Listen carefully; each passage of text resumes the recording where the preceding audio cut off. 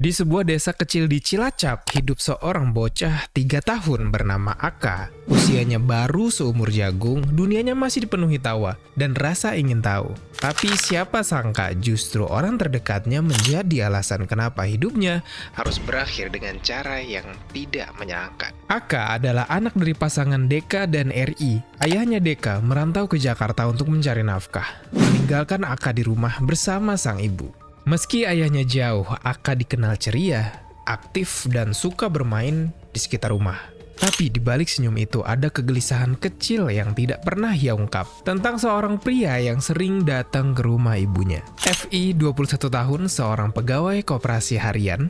Ia bertugas meminjamkan uang ke warga sekitar. Pertemuan pertamanya dengan RI, ibu Aka, terjadi saat urusan kerja. Hubungan itu berkembang cepat. Bahkan terlalu cepat. Hanya dalam sebulan mereka sudah terlibat asmara. Meski FI atau RI masih bersuami, FI merasa nyaman, tapi ada satu hal yang mengganggu keberadaan Aka. Bocah itu terlihat tidak suka pada FI, bahkan kerap menghindar. Dalam pikirannya, FI merasa Aka adalah penghalang hubungannya dengan sang ibu.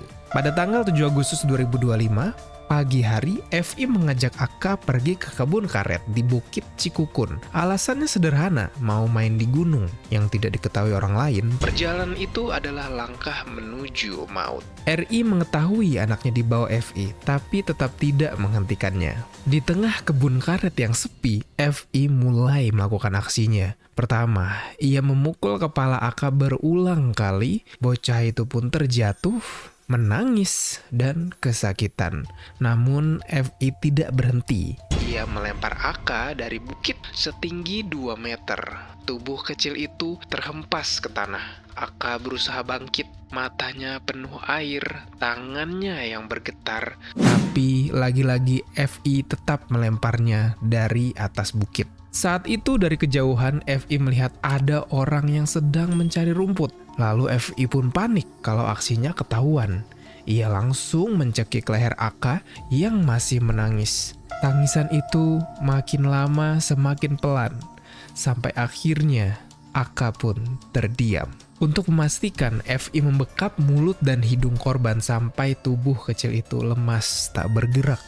FI lalu menghubungi RI. Mereka membawa Aka ke rumah sakit dan berpura-pura ia terjatuh dari motor. Bahkan keluarga sempat percaya sampai Deka, yaitu sang ayah, datang dari Jakarta.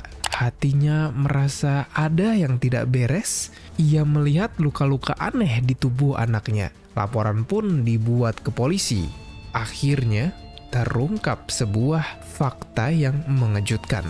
Penyelidikan membongkar semuanya. Video rekaman yang menganiaya Aka tersebar di media sosial. Fakta mengerikan pun muncul.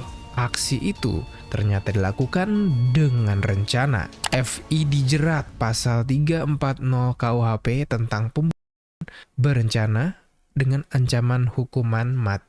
RI sang ibu juga menjadi tersangka karena memberi kesempatan FI melakukan pembunuhan. Aka yang seharusnya tumbuh, bermain, dan belajar seperti anak-anak lainnya, tapi semua itu tidak bisa dia lakukan dan harus berakhir hanya karena nafsu dan juga ego orang dewasa yang seharusnya melindunginya, bukan membahayakannya. Tragedi di Bukit Karet ini menjadi pengingat bahwa pengkhianatan terkejam kadang bisa datang dari orang terdekat.